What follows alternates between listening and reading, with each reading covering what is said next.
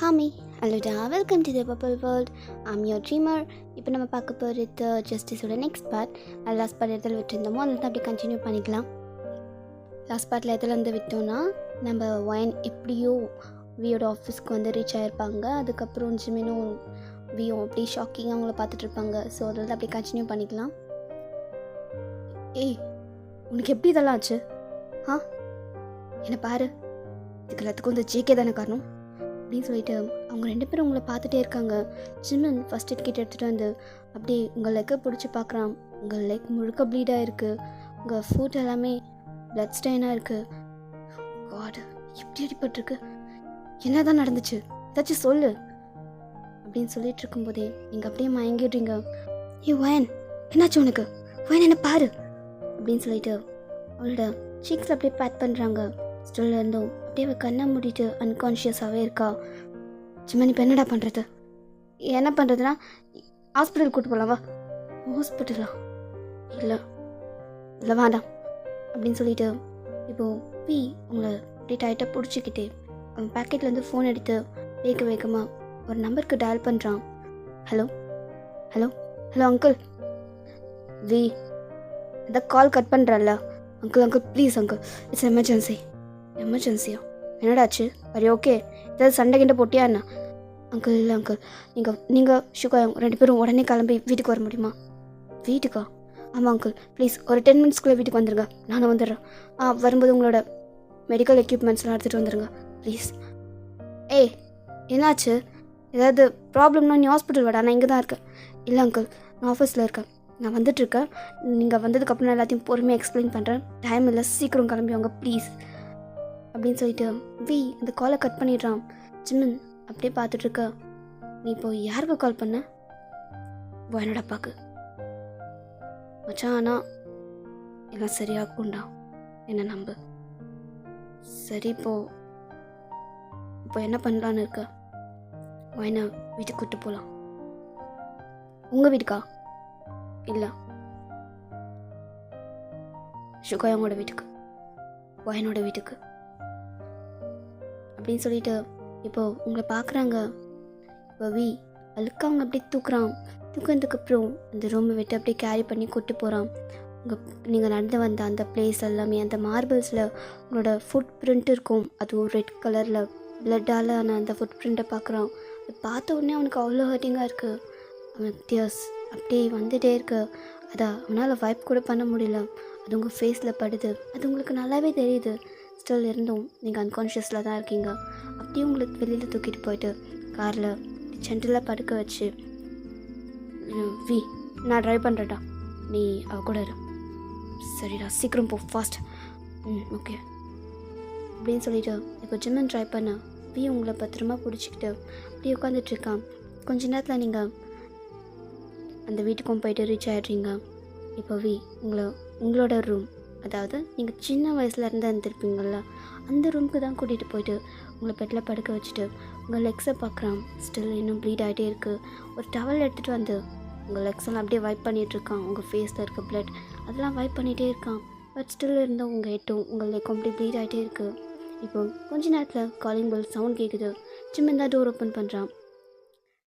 டேய், என்னடாச்சு? என்ன சண்டை கிட்ட போட்டு வந்துட்டானா அவன்? எதுக்கும் எனக்கும் அப்பாவுக்கு ஃபோன் பண்ணி வர சொல்லியிருக்கீங்க? அப்பா வந்துட்டுருக்காரு, நான் பக்கத்தில் இருந்த நேரம் முதல்ல என்ன அனுப்புனாரு. என்ன ஷுகா? அது வந்து ஜிமன், சொல்லுடா, வார்த்தை வந்து சொல்லு. அது நீ வா, முதல்ல உள்ளவா அப்படின்னு சொல்கிறான். சரின்னு சொல்லிட்டு போ. ஷுகாவும் உள்ளே போயிட்டு பார்க்கும்போது வி அந்த ரூம்லேருந்து வெளியே வரான். என்னாச்சு? ட்ரெஸ் எல்லாம் பிளட்டாக இருக்குது. என்னடா, ஏதாவது சண்டை போட்டியா? ஏதாவது அடிபட்டிருக்கா? அதெல்லாம் ஒன்றும் இல்லையும். இங்கே வா, ஃபஸ்ட்டு என்னை பாரு. கை கால் நெத்தில எதுவும் இல்லை. இப்போ வேறு யாருக்காச்சும் அடிபட்டுருச்சா? ஆக்சிடெண்ட் ஏதாவது பண்ணிட்டியா? நீங்கள் வேறு, அதெல்லாம் ஒன்றும் இல்லை. அப்புறம் என்ன? அங்கிள் எங்க? அப்பா வந்துட்டுருக்காரு, தோ வந்துட்டாரு பாரு அப்படின்னு சொல்லிட்டு திரும்பி பார்க்குறாங்க. வீட்டுக்கு முன்னாடி கார் பார்க் ஆகின்ற அந்த சவுண்ட் கேட்குது.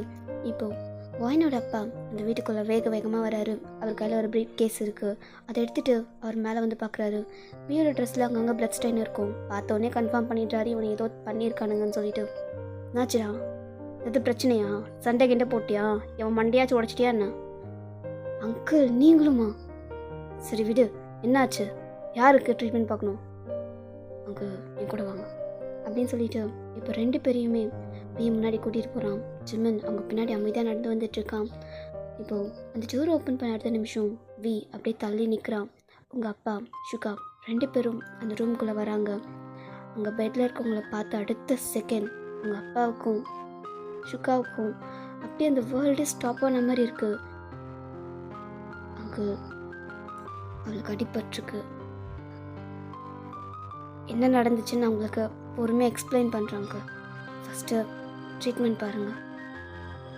வி இது இது வயனா வி இல்லை வேறு யாராச்சும்?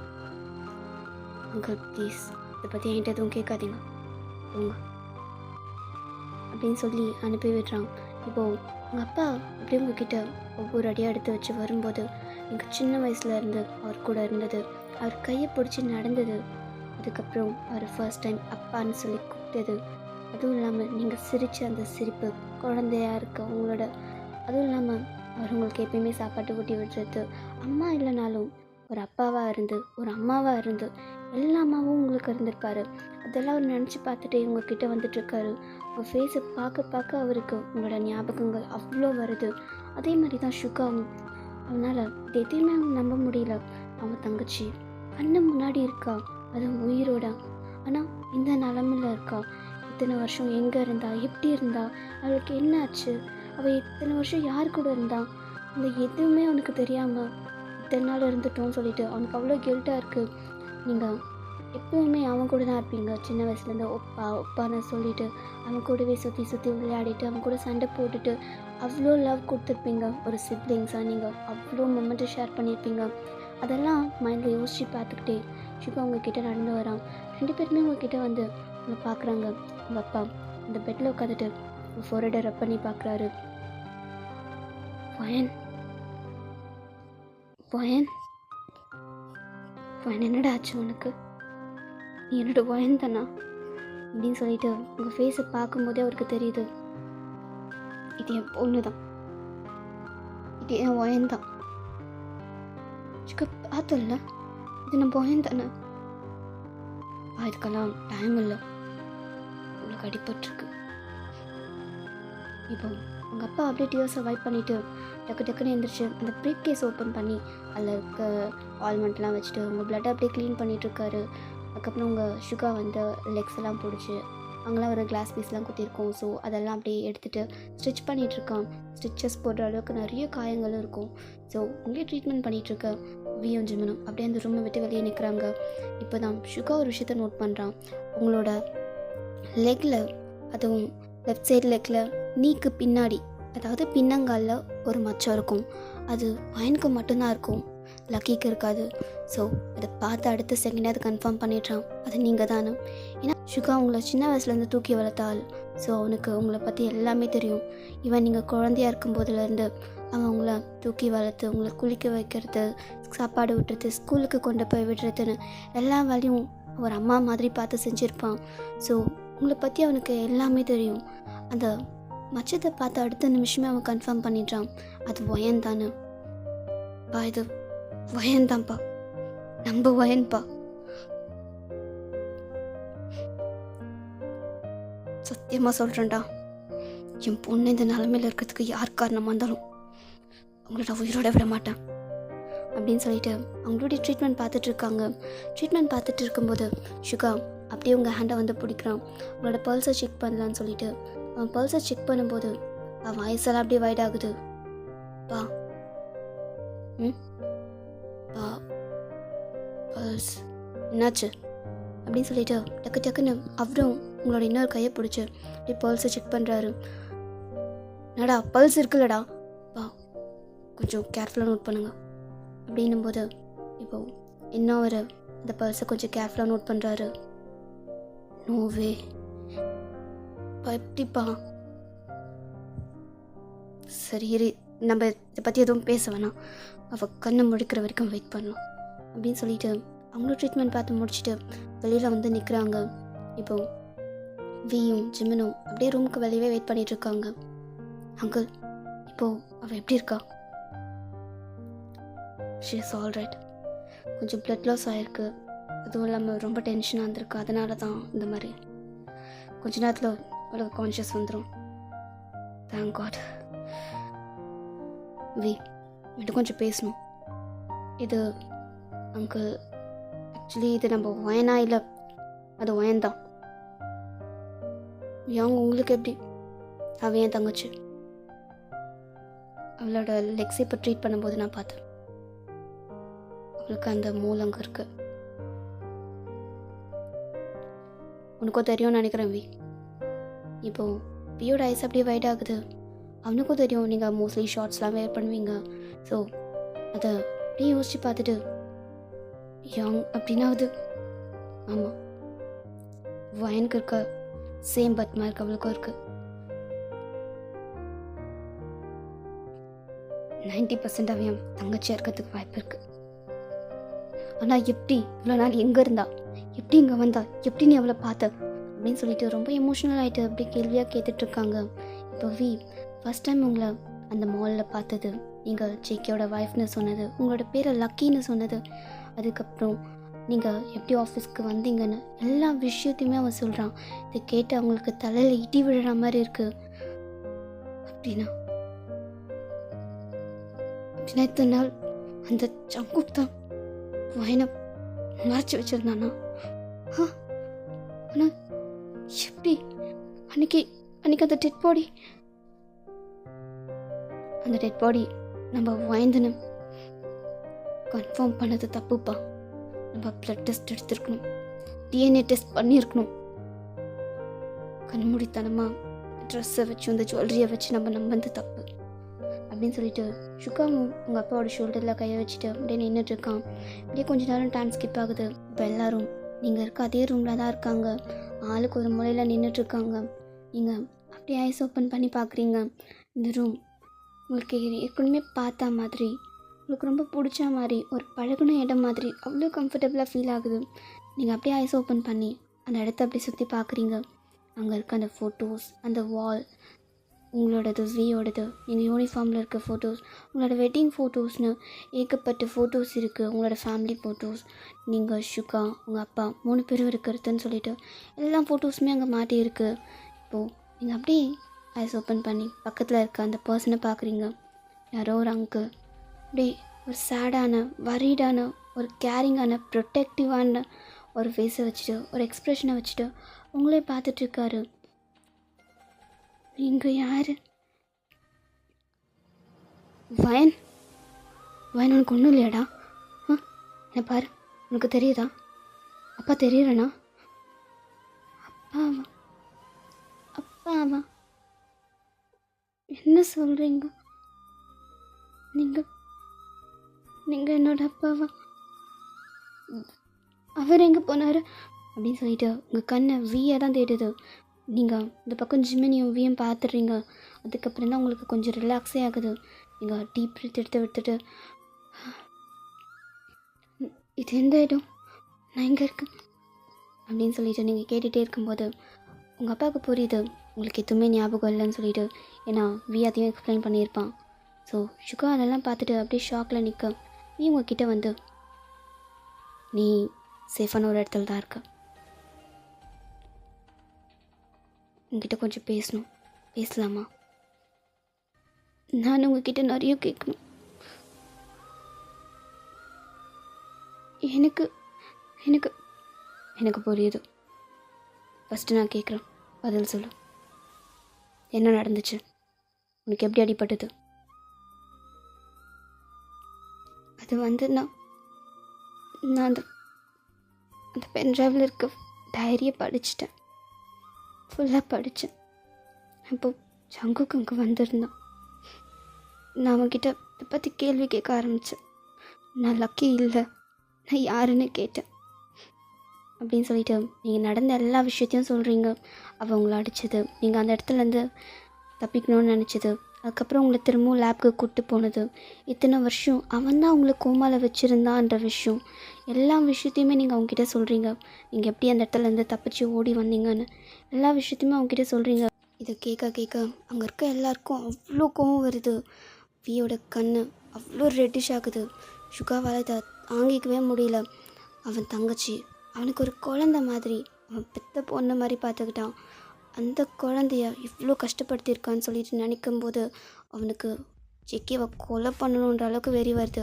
அவன் கையை முறுக்கிட்டு அப்படியே அங்கேருந்து கிளம்ப ஜிம்மன் அப்படியே சுகாவோட கையை பிடிச்சி ஸ்டாப் பண்ணுறான். யோங், எனக்கு புரியுது நீங்கள் எவ்வளோ கோவமாக இருக்கீங்கன்னு எனக்கு புரியுது. ஆனால் இது கோவப்படுறதுக்கான டைம் இல்லை.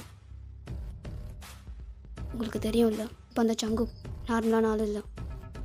அவனோட இன்ஃப்ளூயன்ஸ், அதுவும் இல்லாமல் அவனுக்கு இருக்க பவர், அதை வச்சு அவனால் என்ன வேணால் பண்ண முடியும். பையன் இங்கே இருக்கான்னு இப்போ வரைக்கும் அவனுக்கு தெரியாது. மேபி அவன் கெஸ் பண்ணியிருப்பான். அவன் கெஸ் பண்ணி மூவ் பண்ணுறதுக்குள்ளே நம்ம இவ்வளோ சீக்கிரமாக ஷிப் பண்ணி ஆகணும். அந்த வேலையை ஃபஸ்ட்டு பார்ப்போம். இதை கேட்ட அடுத்த நிமிஷம் அவன் அப்படியே அமைதியாகிட்டு திரும்பி பார்க்குறான். நீங்கள் அப்படியே அவங்களுக்கு கன்ஃபியூஸ்டாக பார்த்துட்ருக்கீங்க. உங்கள் அப்பா உங்கள் ஷோல்டர் லேண்ட் ப்ளேஸ் பண்ணி, நான் என்னோட அப்பா, இது என்னோட அண்ணா சுகா. அப்புறம் சுகாவுக்கு கல்யாணம் ஆச்சு, ஒய்ஃப் இருக்கா, பேர் ஜெனி. அவங்க 2 பேருக்கு ஒரு குழந்தை இருக்குது, அவள் பேர் ஓயன் அப்படின்னு சொல்லிட்டு அழுதுகிட்டே சொல்கிறாரு. நீங்கள் அப்படியே அவங்க கன்ஃபியூஸ்டாக பார்த்துட்ருக்கீங்க.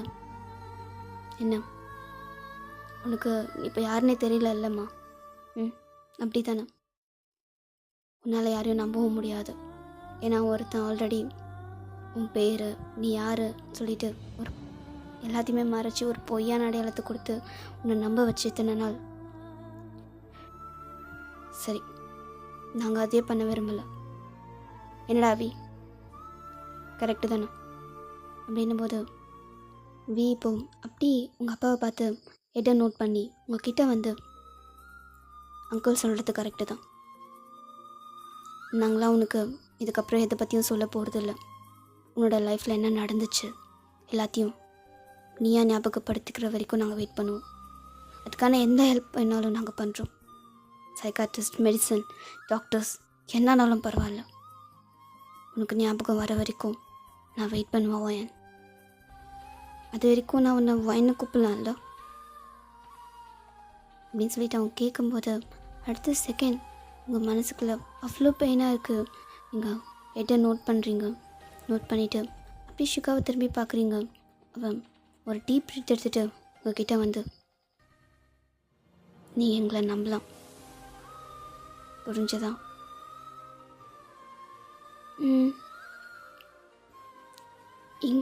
இங்கே சங்குக்கு வரமாட்டாரா? வரமாட்டான். மேபி அவன் கெஸ் பண்ணியிருக்கலாம் இங்கே நீ வந்திருப்பேன்னு. ஸோ நாளைக்கே நம்ம இல்லை இன்றைக்கே நம்ம இந்த இடத்த விட்டு கிளம்புறோம். ஆனால் எங்கடா கூட்டு போகலான்னு இருக்கேன் யோங், அதை பற்றி நான் உங்களுக்கு அப்புறமா சொல்கிறேன். ஃபஸ்ட்டு இவளை ரெஸ்ட் எடுக்க விடுங்க, அவளுக்கு சாப்பிட்றதுக்கு ஏதாவது கொடுங்க அப்படின்னு சொல்லும்போது சுகா வேகமாக கீழே இறங்கி போகிறான். நீங்கள் அப்படியே உங்கள் அப்பாவே பார்த்துட்ருக்கீங்க. அவர் பார்க்கும்போது அவர்கிட்ட உங்ககிட்ட பேசணும், அவர் கட்டி பிடிச்சி அழணும், அவர் மடியில் படுத்து தூங்கணும் அப்படின்ற மாதிரி உங்களுக்கு இருக்குது. அவர் பக்கத்தில் இருக்கும்போது அவர் உங்கள் கையை பிடிச்சிட்ருக்கும்போது உங்களுக்கு அவ்வளோ சேஃபாக ஃபீல் ஆகுது. நீங்கள் அப்படியே பார்த்துட்டு அங்கேயே உட்காந்துட்ருக்கீங்க. நீ கொஞ்ச நேரம் தூங்குமா, நான் இங்கே தான் இருப்பேன், சரியா? நீ என்ன அப்பானே கூப்பிட்டு. சரி, படுத்துக்கோ. நீங்கள் அப்படியே பெட்ஷீட் எடுத்து போட்டு படுத்துக்கிறீங்க. இப்போது சுகா வியை கூட்டிகிட்டு வெளியில் வரான். டேய், உங்கள்கிட்ட கொஞ்சம் பேசணும். அவங்க அதை வந்து, இருடா ஒரு நிமிஷம், அப்பா எங்க? அங்கிள் உள்ளதாக இருந்தார். சரி இரு வரேன் அப்படின்னு சொல்லிட்டு இப்போது சுகா வேகமாக அவங்க அப்பா கிட்டே போகிறான். அவன் தூங்கிட்டுருக்கான், டிஸ்டர்ப் பண்ணாத. ஆனால் அப்பா, இதை பற்றி எப்படிப்பா வீக்கிட்ட சொல்கிறது? இப்போது அவங்ககிட்ட எதுவும் சொல்ல வேணாம். ஃபஸ்ட்டு ஒயன் ரெக்கவர் ஆகட்டும், பார்த்து வரைக்கும் வெயிட் பண்ணுமா? இல்லைடா, நான் அப்படி சொல்லலை. ஒரு 2 days போட்டும். அவள் ரொம்ப டெரிஃபைட் ஆகிருக்கான். கொஞ்சம் காம் டவுன் ஆனதுக்கப்புறம் அவகிட்ட பேசி என்ன விஷயம்னு தெரிஞ்சுக்கிட்டு அப்புறம் வி கிட்ட நம்ம எக்ஸ்பிளைன் பண்ணலாம். அதுவும் இல்லாமல் வி இப்போ இருக்கிற மைண்ட் செட்டில் இதெல்லாம் அவனால் அக்செப்ட் பண்ணிக்க முடியாது. புரியுதா? Let's hope the best. ஆனால் அப்பா ஒயின் ப்ரெக்னெண்ட்டாக இருக்கா. இது எத்தனை நாளைக்கு அவங்ககிட்ட மறைச்சி வைக்க போகிறீங்க? இது தெரிஞ்சாகணும்ல. அது அவனோட குழந்தை இல்லை. ஓகேடா ஆர்மி, இந்த எபிசோட இதோட முடிச்சிடலாம். நம்ம நெக்ஸ்ட் எபிசோட் சீக்கிரம் பார்ப்போம். Tata bye bye, see you later.